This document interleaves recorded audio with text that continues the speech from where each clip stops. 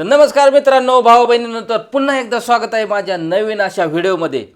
तर आजचा विषय हा मी खूप खास विषय घेऊन आलेलो आहे आणि तो अत्यंत खूपच सर्वांनाच गरजेचा विषयाचा व्हिडिओ घेऊन आलेलो आहे मी। तर व्हिडिओ सर्वात पहिल्यांदा तर तुम्हाला सांगतो की व्हिडिओ काय आहे आणि कशाविषयी आहे आणि त्याच्यावरती औषध काय आहे आणि ते औषध कसं वापरायचं आहे, कसं लावायचं आहे आणि त्याच्यापासून आपली सुटका कशी मिळवायची ह्याचा व्हिडिओ आपण घेऊन आलेला आहे। त्याच्यामुळं आपण व्हिडिओ हा शेवटपर्यंत बघायचा आहे। तर व्हिडिओ हा आपल्या डोक्यामध्ये मिशीला भोवायला किंवा आणखीन कुठल्या ठिकाणी चाय लागते बघा। आता काही ठिकाणी चाय किंवा साय म्हटलं जातं। वेगळ्या प्रांतामध्ये वेगळ्या विभागामध्ये वेगळी भाषा असते। अशा ठिकाणी चाय म्हटलं जातं, काही ठिकाणी साय म्हटलं जातं। तर हे चाय लागण्यावरती आपण औषधात आपण असा रामबाण उपाय आणलेला आहे की ते लावल्याच्या नंतर तुमची चाय एकदम नाहीशी होणार आहे। तर चाय लागणे म्हणजे काय असतं बऱ्याच जणांना माहिती नसेल। हे चाय लागणं म्हणजे काय आहे?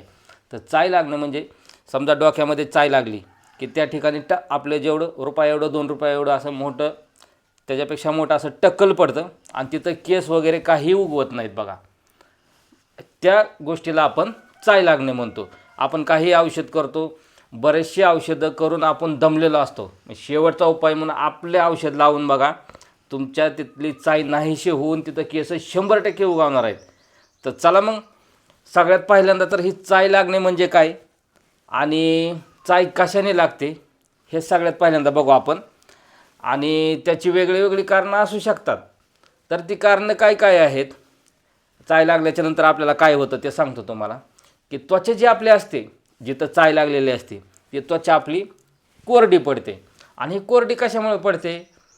आपण काय करतो, ज्यावेळेस आंघोळ करत असतो, आपण आंघोळ तर डोक्यावरून करत असतो, त्या टायमिंगला काय होत असतं की आपण अति थंड पाणी किंवा अतिच गरम पाणी, कधी काय होतं आपलं पाणी तापवलं आणि त्याच्यामध्ये पाणी मिक्स करताना आपलं कधी कमी थंड पाणी प्रमाणात व्यवस्थित होत नाही आणि त्यावेळेस काय होतं की पाणी आपल्याला भासतं। अशा ठिकाणी ही आपली चाय पडली जाते। म्हणजे ह्याचं पहिलं कारण काय झालं की त्वचा कोरडी होणे। आता दुसरं कारण काय आहे की बुरशी लागणे। बुरशी लागणे म्हणजे कसं असतं, डोक्यावरती नैसर्गिक असलेली बुरशी जास्त वाढली की चाय पडते। आपली जी डोक्याला कोंडा वगैरे असतो ना, अशा पद्धतीने ती बुरशी लागलेली असते डोक्याला, त्यावेळेस आपल्या डोक्याला चाय पडत असते। तिसरं कारण काय असतं आपलं की तेलकट त्वचा म्हणजे जी आपली जी टाळू असते डोक्याचा भाग हा अति तेलकटपणामुळे आपल्याला चाय लागू शकते। आपण काय करत असतो, तेल लावतो डोक्याला आणि डोक्याला तेल लावल्याच्यानंतर आपण बाहेर कुठेतरी फिरायला जात असतो आणि त्यावेळेस बाहेर फिरायला हे जात असताना आपलं काय होतं, डोक्यावरती धूळ बसते किंवा चिखल माती काहीतरी उडत असते। मग अशा टायमिंगला हे तेलकट भागावरती ज्यावेळेस धूळकण किंवा माती बसते त्या टायमिंगला आपल्याला ह्याच्यामुळं हे तिसरं कारण असतं आपलं की तेलकट त्वचा। चौथं कारण काय आहे की आपली जे केस आहेत त्याची आपण योग्य अशी निगा कधीच राखत नाही किंवा वेळेवर त्याचं केस न धुणे किंवा चुकीचा शॅम्पूसुद्धा चुकीचे आपण लावतो बघा। काही वेगळे प्रोडक्टचे शॅम्पू आपण वेगळे वापरत असून अशा वेळेस काय होतं आहे की शॅम्पू चुकीचं वापरल्यामुळं आपल्या डोक्याला सुद्धा चाय लागते। आणि हे झालं 4 कारण। आता 5वं कारण काय आहे आपलं की ताणतणाव। आपण कधी बऱ्याचशा गोष्टींचा ताणतणाव घेत असतो। काहीतरी गोष्टी आपल्या विरोधात गेले की आपल्याला टेन्शन येतं, मानसिक टेन्शन येतं। अशा वेळेससुद्धा आपल्या डोक्यावरती परिणाम होऊन आपल्या डोक्याला चाय लागत असते। तर 6वं कारण काय असतं आपलं की हार्मोन्स बदल। आता आपण ज्यावेळेस लहानपणापासून मोठे व्हायला हळूहळू ज्यावेळेस सुरुवात होत असते त्या टायमिंगला आपल्यामध्ये भरपूर असे बदल व्हायला सुरुवात होत असते आणि त्यावेळेस आपल्याला म्हणजे शरीरामध्ये भरपूर अशा हालचाली होत असतात। त्या टायमिंगलासुद्धा आपले त्याचा परिणाम होऊन आपल्याला डोक्यात किंवा मिशीला कुठेतरी वेगळ्या भागामध्ये त्याचं रूपांतर चायमध्ये होते।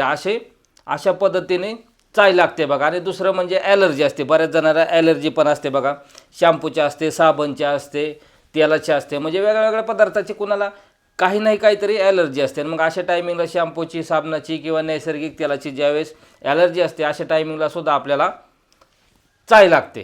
तर मित्रांनो, आताच आपण बघितलं की चाय कशी म्हणजे कशामुळे लागते हे बघितलं आपण. आता चायची लक्षणं काय काय आहेत. चाय तर लागलेली असते, आपल्याला माहीत झालेलं असतं, पण त्याची लक्षणं काय काय आहेत. प्रत्येक आजारावरती एक लक्षणं असतं बघा, आणि ते लक्षणं काय काय असतात ते पण तुम्हाला सांगतो. तर कसं असतं की पांढऱ्या किंवा पिवळ्या रंगाची चाय लागते बघा. पांढऱ्या किंवा पिवळ्या रंगाची चाय लागते. तर तिचे लक्षणं काय असतात. एकतर खाज येते. ज्या ठिकाणी चाय लागली ना आपल्याला त्या ठिकाणी भरपूर अशी खाज येते बघा. भरपूर म्हणजे भरपूर खाज येते. आणि तिथं जिथं चाय लागली तिथली केस सगळे अशी निकामी होत जातात. आणि हळूहळू आपली सगळी चाय लागत लागत वाढत वाढत पूर्ण टक्कल म्हटलं तरी पडू शकतं, स्त्री असो किंवा पुरुष असो.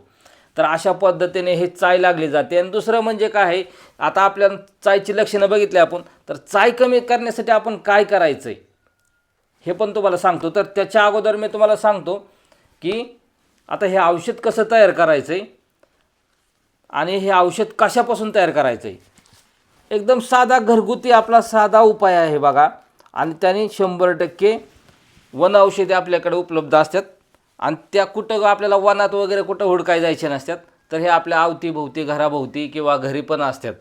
तर हे काय आहे, तर ही आहेत आपली सीताफळाची पानं. कशाची पानं आहेत ही? सीताफळाची पानं आहेत. आणि ह्या सीताफळाच्या पानांपासून आपल्याला हे औषध तयार कसं करायचं आहे ते सांगतो मी तुम्हाला.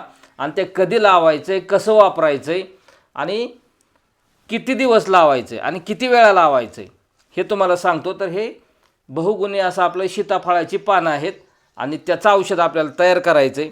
तर चला आता आपण ह्याचं औषध तयार करून घेऊ आणि त्या कशा पद्धतीने लावायचे ते बघू आपण. तर सगळ्यात पहिल्यांदा आता आपण काय घेतल्यात, ही सीताफळाची पानं. आणि त्याच्यानंतर आपण हा खलबत्ता घेतलेला आहे.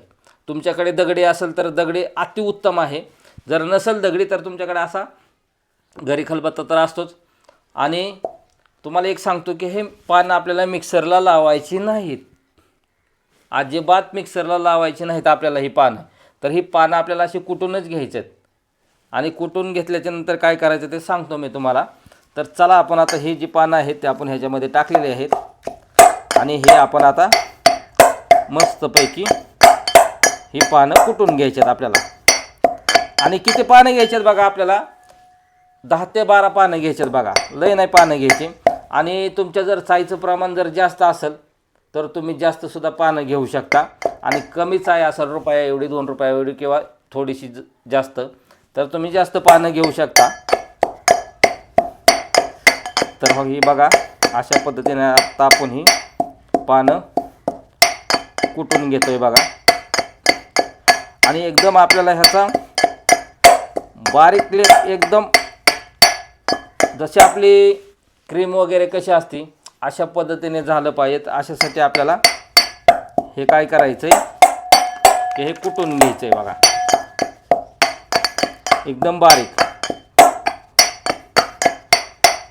हे दिसतंय का तुम्हाला? हो का, बारीक होत चालल्यात आता पानं ही.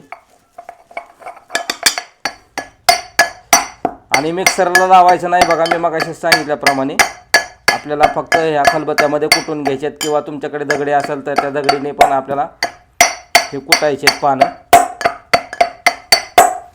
तर अशा पद्धतीने आता हे आपली पानं कुटून झालेत बघा. आणि कुटून झाल्याच्या नंतर आपल्याला हे एका प्लेटमध्ये घ्यायचं आहे. जेवढा आपण हे सीताफळाचा पाला आपण हे व्यवस्थितपणे जेवढा बारीक करून घेतला आहे. आणि हे किती करून घ्यायचं असं बारीक, तर आपण भाजी करतो बघा गरगट्याची भाजी वगैरे, अशा पद्धतीने आपल्याला हे सीताफळाचा पाला असा बारीक करून घ्यायचा आहे. तर ह्या प्लेटमध्ये घेतला आपण पाला काढून, म्हणजे जे बारीक केलेला आपण गरगट्याच्या भाजीसारखा. आणि आता आपल्याला काय करायचं आहे, हे जे बनवलेलं मिश्रण आहे ह्याच्यामध्ये आपल्याला काहीसुद्धा मिक्स करायचं नाही. ह्याचाच बहुगुण इतका भारी आहे की त्याच्यामुळे ह्याच्यामध्ये काही मिक्स करायची गरज नाही. आणि दुसरं म्हणजे हे कुटताना आपल्याला थोडंसुद्धा पाणी वापरायचं नाही. तुम्ही पाणी वापरचाल, हे जेवढा पाला जो हिरवागार आहे तोच फक्त कुटायचा, त्याला आपोआप पाणी सुटत असतं. त्याच्यामुळे त्याच्यामध्ये पाणी टाकायची काही गरज नाही आपल्याला. आणि मग आता आपल्याला काय करायचं आहे, हे असं तयार झाल्याच्या नंतर आपल्याला काय करायचं आहे, ज्या ठिकाणी चाय झालेली आहे आपली, कुठं डोक्याला असो, मिशीला असो, भवेला असो किंवा आणखीन कुठंही असो, जास्त करून तर लोकांच्या डोक्यामध्ये चाय होत असते, कारण मी तुम्हाला मगाशी सांगितल्याप्रमाणे आपण वेगळ्या वेगळ्या चुका करत असतो, त्याच्यामुळे ती चाय सहसा डोक्यामध्येच लागलेली असते आणि डोक्यामध्ये बरेचसे केस जायला चालू झालेले असतात. मग अशा वेळेस काय करायचं आहे, हे जो आपला लेप तयार केलेला आहे, तर जिथं झालं आहे समजा, आता मी त्या हातावरती करून दाखवतो आहे, कारण मला काही डोक्याला चाय लागलेलं नाही, पण ज्यांना लागलेले आहे त्यांना हा जो लेप आहे तो थोडक्यात हे डोकं समजा, हे हात आहे ते, त्याच्यावरती आपल्याला हा असा लेप लावून घ्यायचा आहे. बघा दिसतंय का, हे अशा पद्धतीने असंच आपल्याला ठेवायचं आहे. ह्याला रस वगैरे काही नाही करायचा, फक्त हे असा लेप लावून घ्यायचा. आपलं थोडक्यात डोक्यात असेल तर डोक्याला, मिशीला असेल तर मिशीला. तर अशा पद्धतीने हा लेप लावून घेतल्याच्या नंतर आपल्याला हे असंच ठेवायचं आहे. आणि आता तुम्ही म्हणता हा लेप किती दिवस लावायचा आहे आणि कधी लावायचा आहे, तर तुम्ही हा लेप सकाळी तुमची सर्व कामं धामं झाल्याच्या नंतर, तुम्हाला आता कुठं बाहेर जायचं आहे किंवा हे करायचं आहे, तर बाहेर जायच्या टायमिंगला अजिबात लेप लावायचा नाही आपल्याला.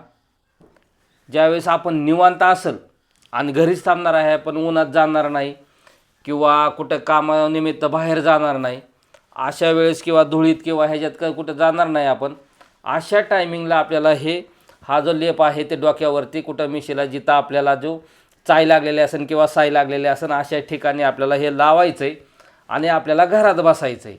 आणि हे वाळवायचं नाही असं उन्हात वगैरे किंवा फॅन लावून वाळवत बसायचं नाही आपल्याला, तर हे लावून असंच ठेवायचं आहे. आणि काय करायचं आहे आपल्याला, आता तुम्ही म्हणता हे किती दिवस लावायचं आहे, तर पूर्णपणे आपल्याला हा लेप जो आहे तो 21 दिवस लावायचा आहे. किती दिवस, कंप्लीट 21 दिवस लावायचा आहे. आणि 21 दिवसाच्या नंतर तुम्ही पाहू शकता रिझल्ट तर तुमचा 2-3 दिवसातच सुरू होणार आहे. आपण ज्यावेळेस लावायचं चालू झालं ना, दुसऱ्या ते तिसऱ्या दिवशी आपल्याला फरक जाणवणार आहे. त्याच्यानंतर आपल्याला काय करायचं आहे की 21 दिवस जरी फरक जाणवायला लागला तरी 21 दिवस आपल्याला कंप्लीट लावायचं आहे. किती, 21 दिवस. आणि 21 दिवसाच्या नंतर तुम्ही बघू शकता की तुमचा जी चाय लागलेली आहे, म्हणजे साय लागलेली आहे, ते पूर्णपणे नाहीशी होणार आहे. आणि त्या ठिकाणी 100% 101% तुम्हाला सांगतो की तिथं केस पण उगवणार आहे आणि तिथली साय पण व्यवस्थित असे होणार आहे. आणि तुमचं जे विचित्र दिसत होतं ते डोकं म्हणा किंवा मिशी म्हणा ते व्यवस्थित होणार आहे. आणि हे किती वेळ लावायचं आहे आता आपल्याला औषध, तर हे औषध आपल्याला काय करायचं आहे, कंप्लीट 1 तासभर लावून ठेवायचे. तासभर कुठं बाहेर जायचं नाही आपल्याला, घराच्या किंवा कुठंही कामानिमित्त जायचं नाही. नाही तर तुम्ही हे लावचान आणि कुठेही हिंडत बसतान किंवा कामधंदा करत बसतान, ह्याच्यावरती परत एकदा धूळ बसन आणि आणखीनच चाय लागून तुमचं डोकं किंवा ती मिशी खराब होऊ शकते, म्हणजे चाय लागलेली जागा. त्याच्यामुळं आपल्याला हे 1 तास ठेवायचं आहे. आणि 1 तासाच्या नंतर आपल्याला स्वच्छ असं थंड पाण्याने पुसून घ्या तुम्ही तिथली चायची जागा, किंवा तुम्ही थंड पाण्याने ते डोकंसुद्धा धुवून घेऊ शकता, फक्त थंड पाण्याने. ते पण अति थंड पाणी नाही आपल्याला वापरायचं, थोडंसं सोकम पाणी, म्हणजे थोडंसं कोमट जरी असेल किंवा कोमटपेक्षाही थोडंसं कमी, म्हणजे जास्त गार पण नसावं आणि जास्त गरम पण नसावं, अशा पद्धतीने आपल्याला पाणी घ्यायचं आहे. आणि ते 1 तासाच्या नंतर हा लेप आपल्याला पूर्णपणे धुवून काढायचं आहे आणि व्यवस्थित त्याची काळजी घ्यायची. त्यावेळेस तुमचं एकदम 100% छान असा रिझल्ट येणार आहे. तर मित्रांनो, हे चायवरचं मी जे औषध काढलेलं आहे, म्हणजे हा जो घरगुती रामबाण उपाय काढलेला आहे, हा तुम्हाला जर नक्की आवडला तर नक्की ट्राय करून बघा. आणि आपल्या चॅनलवरती कोणी नवीन असेल त्यांनी आपला चॅनल सबस्क्राईब करायला विसरू नका. तर चला भेटूया अशाच नवीन आपल्या फायद्याच्या उपयोगाच्या व्हिडिओमध्ये. तोपर्यंत धन्यवाद.